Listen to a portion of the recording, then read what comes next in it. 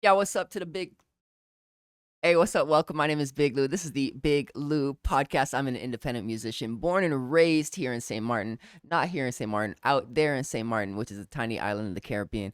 But I'm currently located in London, Ontario. Big ups, Canada. In 2019 of August. Wow, I'm backwards. In August of 2019, at 28 years old, with zero music experience, I decided to become a rapper, a hip hop artist. And since then, I've had some really cool opportunities. I've learned valuable lessons along the way. And right now, I'm growing Big Lou as big as possible. And on this podcast, I share stories from the journey, insights into the music industry, specifically the Canadian one, because that's where we're operating out of. And essentially, whatever else I feel like discussing because it's my podcast. Damn it. If you like it, please help me get to 500 subscribers. That's the game plan. That's the goal that we're working towards next.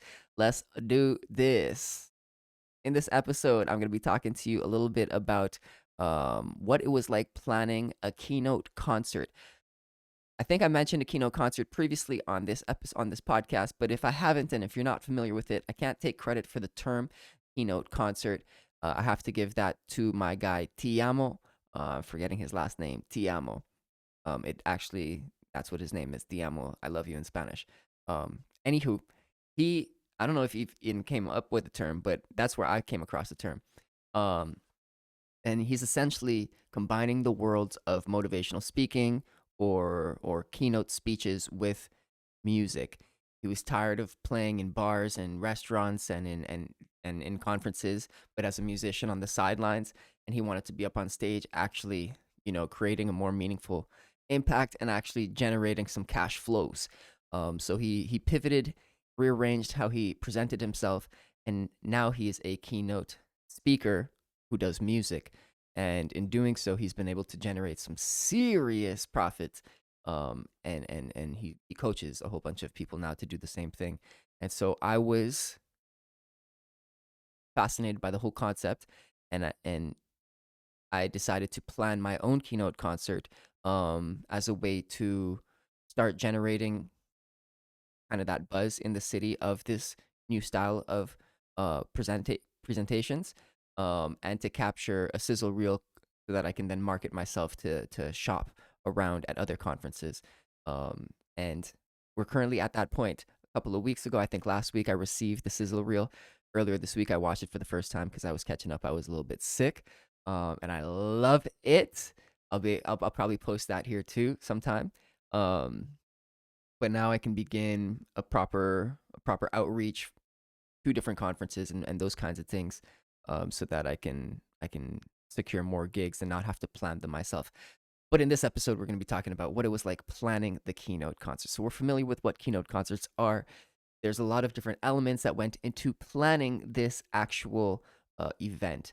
Um, that said, now I know a lot more about it. I'm kind of making this episode so that I can like rewatch it when I'm planning the next one, which will be sooner than later, um, because it was a success and I want to build upon that momentum and keep things going. You know what I'm saying? So without further ado, what was it like planning the event? There are a couple of different elements that I wanted to consider and include, which involve or who include sponsors, tickets for general tickets, VIP tickets. We had to focus on the performance elements as well, which is my speech and the songs that I was going to perform. We had to focus on the food and the drink that we're going to include, the other speakers that were going to be there, the audio visual, lighting. We wanted to build out an actual VIP experience. I needed to focus on the marketing itself, the venue where we're gonna do it, who's gonna be working at the venue, so the staffing. I needed to get insurance. I needed to apply for a grant. I needed to build out my budgeting for the entire project, and those were most, if not all, of the elements that I had to consider while building this. And it took some time. It was more than I was expecting to do, but it came out quite nice, and it's really laid out the foundation for something beautiful to grow. So let me tell you a little bit about each of those things and what it was like. uh, preparing for it. And I suppose lessons I've took from the experience.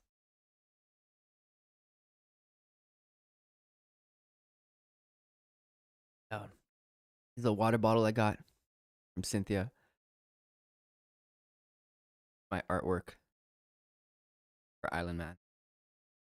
All right, so getting sponsors, that was I don't want to say tricky.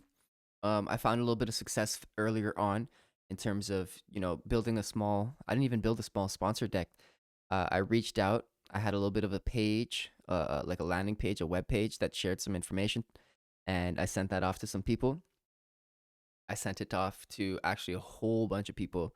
I dove into different networking groups that I'm a part of in the city, and I asked each of them individually if they wanted to be sponsors. I went through my Instagram, my Facebook profiles, and I messaged people directly to ask them if they wanted to be sponsors. I have a newsletter that I reached out to see if they wanted to be sponsors, and I even asked some of the other speakers to ask their networks to see if they wanted to be sponsors slash vendors. And I ended up finding, I think, 8, and there was a combination of um, different exchanges that made it worthwhile for all parties. Um, so when I say that, it's almost like there's a X amount price that your standard person is gonna your standard sponsor is gonna pay for the vendor spot. Um, but perhaps there's something else that you need that they have that you can give them the sponsor spot for. So it's not always a financial trade is essentially what I'm getting at. And some sponsors get a little bit more than other sponsors. Um, they have the they get to make that decision, and if they want to get whatever more, they can get like a premium sponsorship level, and so we offer that as well. I definitely recommend doing that because that really helps improve your profit margin. Um, and who's gonna say no to less money? You know what I'm saying? This is a business in the end. At the end of the day, all in all, even still, despite that tactic and a couple of other tactics, we still didn't even break even for this event. But that's okay. It was a lesson learned, and there's different ways that we can approach it next time to make it profitable, financially profitable. We also went and focused on tickets. I had to decide which platform I would sell tickets on. Eventbrite, 3Common, my own website. There's a couple of different ways that you can sell tickets digitally online.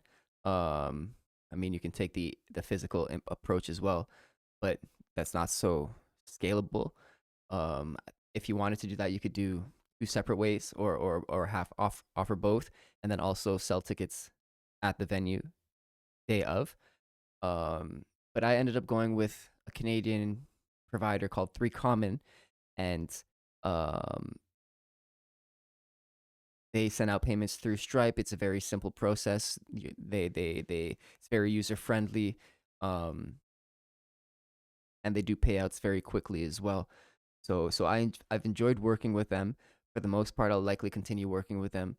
Um, but I also want to learn. I think I already know now how to sell tickets directly on my website, which means I can skip the third party and then keep more of those profits.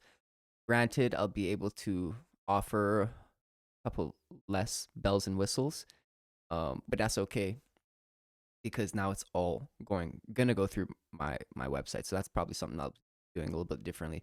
That's something to consider. Tickets. How many are you trying to sell? What price point are you gonna sell them at? Um, are you gonna have tiers as you get closer to the date, as you sell more tickets? What are you going to be offering them? Are they only general admission tickets, or are they also VIP tickets? If you're doing a VIP ticket, what is the VIP guest going to experience different than the regular ticket, than the general admission ticket holder? What are they going to experience as they walk in through that door, while they're inside or in the facility, and then all the way up until leaving, even after the event?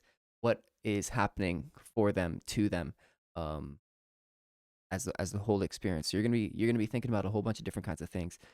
Like, do they get different food? Who's serving the food? Who's getting them the drinks that they're gonna get? What kind of gifts are they gonna receive? Are they receiving any packages? Do they need any information ahead of time? Do they need anything extra at the end of the thing? In terms of emails, more communication, access to something else. All of these elements require thought, perhaps discussion with yourself, with ChatGPT, with a team member that you've hired or someone that's volunteered to help you do a thing. But all of that creates a better, wholesome experience for for your guests, for your VIP guests, for your general guests, and for yourself, because the day of, you're not worried about like, oh, look at all these people just sitting around doing nothing, waiting for something to actually happen. You have that all planned ahead of time. They have their food, they've got their drinks, they've got some music. They're prompted to do whatever they need to do. They can socialize with the sponsors. They can walk around. We had a little passport system, so people went to each of the sponsors themselves and signed off with their email. They exchanged their email for a little gift or whatever. We did a raffle at the end as well, so that was really cool. This allowed people to stir and have an experience together before we actually began the show. But it requires thought and some effort that goes into it. I'm nervous that this podcast episode goes a little bit longer, so I won't go into too much detail about all of the different things. If you have any questions, please let me know and I can expand. Happy to. But some of the different things that we focused on was the food and the drink. We needed to get the right kind of provider for food, so it couldn't be just like a home kitchen. It needs to be like an actual restaurant with a license and all that kind of stuff that we can bring in, or we would have to work with the catering provided by the actual venue, which is awesome. Um, However, we didn't go that route. But not all venues have catering. Some do, some don't. So that's something that you're gonna have to consider. Some venues offer booze, some don't. Um, some have liquor licenses, some don't. This one did not have a liquor license, so I had to apply for one, which is an additional expense, and it takes a little bit of time. Not that much time though. I used Duo, Duuo, in case anyone out there is interested for doing event insurance. Um, but you're gonna need that license, and then each of your vendors and sponsors technically are gonna have their own vendor insurance for the event. Um, but all of that goes into to even just bringing food and drink to your event legally. You know what I'm saying? Um, you don't have to do all of that. You can do whatever you want. But but at a certain point, if you're trying to scale past general, um, in the big leagues, you're gonna have to consider these things. Another way that I was able to bring some more people out to the event, whether they were general admission guests or VIP guests, was by including other speakers on the roster. This was a fabulous idea. Um, Originally, I was going for something smaller scale where I would just present. But same person who got this, Cynthia, suggested that I get so that I wow suggested I invite a couple of other people to speak as well, and that's how we got Saidat on board, and then ironically Cynthia also came on board. So we were the three speakers, and together we were able to pull out a bigger crowd. Um, but I needed to coordinate with each of the speakers. I needed to make sure they understood what the vision was, what to expect the day of, how to best prepare for it. And then I needed to make sure that they were comfortable the day of. Fortunately, I have a good relationship with both of them, and we were able to connect a couple of times, go over some of the things, address any of the questions, and they helped me refine some of the things as well. So big shout out to them for being a big support throughout. Um, And then I also made sure to provide them with value, because for this event, um, they were helping me with their time, and so they didn't get immediately paid financially, but I am providing them with a video and photo as like a bonus or a thank you for doing the things that they did, and they can use that to then market themselves or whatever they want to do with it. Um, but considering other speakers, it's like having openers at a show, or you being an opener for a show. More people on the bill within reason helps. Um, Fortunately, also Sidat um, came with DJ KZ, who was a phenomenal addition to the show. She helped us carry the energy throughout and in between the speakers. Without her, I think it would have been a very, very different energy. So definitely consider having a DJ as well, because she is Sidat's partner. Um, she offered her time, and well, we're cool too. So she offered her time to help and support, and I'm truly grateful for that. Um, but something else to consider, because that's not something I was considering originally to begin with. I figured let me just play some music on in the background or have the sound guy play some music. But the DJ really shifted the entire atmosphere, um, which is great. Sound guy is something else that you're gonna want to definitely have. AV, if you're having a projector, we also had a projector. So if you don't have to actually focus about those things during the event, and you have someone that you can lean on to be like, do this and that and make sure it all gets done, please, on time and properly, and I sound good and I look good and all of that, it really goes a long way. I would recommend um, working with someone that you're already familiar with, so that you know more so what you're gonna get into. Um, but once again, you can decide to spend a lot of money and pay for someone that you think is good, and maybe it's not so good, or you lean on someone that you have a relationship with and they do super well, or vice versa, or somewhere along the lines. So the more experience you have with someone, the better it is along the road. Um, Definitely having good sound quality for an event like this will change the game. If you have bad sound quality, people are just going to tune out entirely, no matter what you're talking about. So make sure that your AV is good to go, and you won't lose people based off of sound quality, at least. I've got a couple of more things. We've got some marketing, venue staffing, insurance, grant, budgeting, and how it went the day of. I'm not going to talk about how it went the day of. That's too much in this episode, but do a little bit more. We're at 17 minutes. That's not so bad. Marketing. I struggled with this. I'm not going to lie. I talk a little bit more in the next episode. I already filmed that one. About what I would have done differently. 3 things I would have done differently. Marketing is definitely one of them, I think. And if not, here it is. Uh, but I would have banked more content ahead of time and prepared the rollout so that I'm not coming up with content, releasing it, scheduling it, and then engaging with it. I want it all rolled out, the ads pump in, the funnel's ready to go, so that people can just do what they got to do, and then I can be more on the ball and I have more room to kind of do things on the fly as well, and to work on the speeches and those kinds of things. So that's all I'm going to say about marketing. I would start it earlier, bank more content, um, if possible, hire someone to help with doing that. I recently hired an editor, so she's helping me create short form content, uh, uh, so that I don't have to, and we're gonna be more prepared next time for marketing. Venue and staffing, that was a whole other ordeal. It took me quite some time to find the venue that I wanted to work with. And then I needed to make sure that I was available and they were available and all the speakers were available and all the vendors were available for those dates. I had to reschedule it. So that was a whole bululu of things that added a little stress. And then when you did lock in the venue, there are some things that's, logistics that you're going to have to go over in terms of staffing, how many people you're expecting, how many tables you want set up, bar, coffee, ice, water, um, um, parking, timing, setup, tear down, all of these kinds of things. I went in and I did some like AV site checks. Um, all of these different kinds of things you're gonna have to make sure are good to go. Is the bathroom here? Do we got a code check?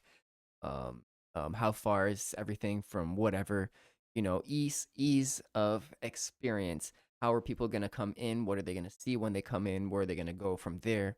Where are we speaking? all those different things have to come or have to be thought of when you're working with the venue. Um, and then the staffing. We had security guards, we had servers, and like a venue supervisor out. And then leading up to the event, we're working with the venue manager who helped us go through all those logistics and introduce me to the team that we were working with the day of when that time arrived. Um, Insurance is something that I think I did not mention. Oh, I did when I said duo. Um, that was for the insurance, which also covers the booze. Um, I think I ended up paying $225 for this event. It varies depending on how many people you're expecting, whether you have alcohol or not, is it cannabis or not, what kind of like is it a speaking engagement? Is it a DJ party? Is it a different kind of conference? I don't know. Different kinds of things have effect on in terms of how much it costs. But this is to cover yourself in case something does happen at the event, because inevitably something will happen at an event, and it's better that you have this insurance than getting caught without it. Um, I also applied for a grant. Big shout out to the London Arts Council for helping me out with this one. Um, they provided a significant uh supplement of income for this event. So I really do appreciate that. Um, it was a micro grant for people who identify as is it BIPOC? I don't know. I forget. Um, but I was able to apply for that, and I was successful in receiving that. So I definitely recommend looking at different grants that you have access to within your community. I haven't really been successful with very many grant applications in the past, so just keep on trying, I suppose, and you'll get better and better. But don't expect to receive them right off the bat, and don't get upset if you don't receive them right off the bat, because I don't know, for the most part they're quite competitive, and just do the best that you can and hope and find other ways to generate some revenue as well in terms of, like, for example, tickets, sponsors, and get creative, do other things as well. That ties into budgeting. If you don't get the grant, shitty. If you do get the grant, great. Keep things moving. You can have different types of budgets. You can have a smaller budget, you can have a mid budget, and then an ideal budget. And then learn to work within that. What can you cost? What's necessary? What is a bonus? What is critical, and how can you scale down or up from there? Make sure to keep track of all of your expenses. I could have done a little bit better with that. But it really helps you in terms of what you can do for future events, um, where things can go a little bit further, and where you should maybe reallocate some resources from. All of that will help you make your business last longer, because as soon as you run out of funds is when your business dies, to be honest. And so how many resources do you have? How well can you allocate them? And how well can you generate more resources with the ones that you have? Because as soon as you don't have any resources, it's hard to create resources. Not to say it's impossible, but just a little bit more challenging. So that's where I want to wrap up this episode. I'll do an episode on how it went the day of, um, but the next episode I'll release was 3 things I would have done differently leading up to the event. That was the one that's previously recorded. And then maybe I'll do another one, a third episode of how it went the day of. And then maybe in that episode, I'll talk about what I'm going to be doing, or I'll talk about the early planning steps for the next one, because I'd like to start thinking about that. I'm gonna make sure to write that down soon. And all right, so I wrote that down real soon. That's everything for this episode today, though. So thank you for kicking it with me. I really do appreciate you being here. We spoke about the keynote concert that I did back in November, a little bit about the thought processes that went into it. I hope you found some value in terms of planning your next event, uh, whether it's a keynote concert or not. Um, but thank you for being here, for staying until the end. If you did, uh, and if you're not subscribed at all already, I invite you to do so, because I think you found a little bit of value, or you found it mildly entertaining, or whatever it is. But it really does help me grow this business. Um, I'm gonna make sure to continue to create these kinds of things. Um, and if you feel so inclined, share it with a friend, because word of mouth really does help. Because I can't depend on this algorithm so much. I do have a song coming out called Choose Me, January 19th. You can check it out. I've got some links below on Even or Bandcamp if you want to support early. But it'll be coming out on all streaming platforms January 19th. So stay tuned for that. And I'll be sharing a little bit more about some events coming up as well. Thank you so much for joining me in the Big Lou podcast. My name is Big Lou, and I really hope to see you in real life real soon. Peace.